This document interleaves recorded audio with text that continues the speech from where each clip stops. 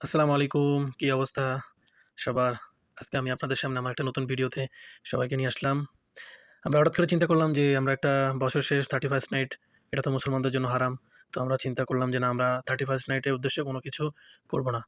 তো সেই অনুযায়ী আমরা প্ল্যান করলাম 31st নাইট শেষ হবে। শেষ হওয়ার পরে আমরা কিছু করি। তো আমরা যারা একসাথে কাজ করতাম আমাদের হোটেলের সকল ডিপার্টমেন্টের, তো সবাই মিলে আমরা টাকা কালেকশন করলাম। কালেকশন করে চিন্তা করলাম যে কি খাওয়া যায়। তো সেই অনুযায়ী সবার প্ল্যান অনুযায়ী আমরা উটের মাংস এবং মুরগির রোস্ট এবং সাদা বিরিয়ানি, বিরিয়ানি চাউল। তো সেই মোতাবেক আমরা সবকিছু বাজার থেকে কিনে আনলাম। কিনে আনার পরে আমরা রোস্ট করলাম। আমাদের যারা সহযোদ্ধা আছে, একসাথে কাজ করি, তারা সবাই সহযোগিতা করে খাবার রান্না করছে। আমাদের বড় ভাই, আমাদের ফ্রেন্ড, একসাথে যারা চলি সবাই মিলে। তো আমাদের রোস্ট হয়ে গেছে। পাশাপাশি আমাদের উটের মাংস, সেটাও পুরোপুরি কমপ্লিট। এখন কমপ্লিট চাউল হয়ে গেছে। ওইদিকে আমাদের খাবারের টাইম অনেক হয়ে গেছে। আমাদের জন্য সবাই অপেক্ষা করতেছে। তো খাবার পুরোপুরি কমপ্লিট হয়ে গেল। আমরা খাবার নিয়ে উপরে চলে আসলাম। আমরা যারা একসাথে কাজ করি টোটাল ২৫-৩০ জনের মতো সবাই আমরা একসাথে বসলাম। অবশ্য এখানে আমি সবাইকে বসতে দিয়ে আমি নিজে সার্ভ করছি। চেষ্টা করছি যাতে সবাই সমানভাবে মান-সম্মান অনুযায়ী সবকিছু ঠিকঠাকভাবে করতে পারি। কারো যাতে খাবারে অসুবিধা না হয়।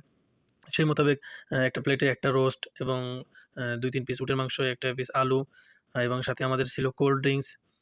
সবকিছুই আমাদের সাথে ছিল এবং সালাদ, স্পেশালি সালাদটা অনেক ভালো হয়েছে। আমাদের এক ভাই আছে, সে সালাদ খুব ভালো বানায়। তো সবারই সব আইটেমগুলাই ভালো হয়েছে, কোনোটাই কমতি ছিল না। তো অবশেষে খাওয়া-দাওয়া সবাই করলো এবং আমিও সবাইকে খাবার-টাবার দিয়ে একসাথে খাবার খেলাম। একসাথে খাবার খেয়ে সবাই খুশি হয়েছে, বলছে এভাবে আরো সামনে যেন আমরা এভাবে পার্টি দেই। আসলে এভাবে প্রবাসী মাটিতে খাওয়া-দাওয়া একসাথে করলে আন্তরিকতা বাড়ে। অ্যা এটা অনেক বড় বিষয় বিদেশের মাটিতে। সবাই তো সবসময় আলাদা খায়, কেউ ২ জন ৩ জন ম্যাচ করে। বাট এভাবে একসাথে কখনো খাওয়া হয় না। প্রবাসে আমাদের আপন বলতে কেউ থাকে না। আপন বলতে আমাদের আশেপাশে যারা আমরা একসাথে কাজ করি তারাই আমাদের আপন। তো আমরা প্রবাসীর উদ্দেশ্যে আমি কিছু বলতে চাই যারা প্রবাসে আছেন, বিশেষ করে নতুন যারা, তাদের বলব আপনারা যারাই একসাথে থাকবেন, যাদের নিয়ে কাজ করবেন, একসাথে থাকবেন, একসাথে এক রুমে, চেষ্টা করবেন সকলের সাথে আন্তরিকতা, সুন্দর ব্যবহার, সুন্দর আচরণ করার জন্য। কারণ আজকে আপনি যে প্রবাসীর সাথে থাকেন, সেই আপনার বিপদের বন্ধু প্রকৃত। তাছাড়া কেউ আপনার বিপদে এগিয়ে আসতে পারবে না। কারণ এখানে আপনার ফ্যামিলির কেউ নাই।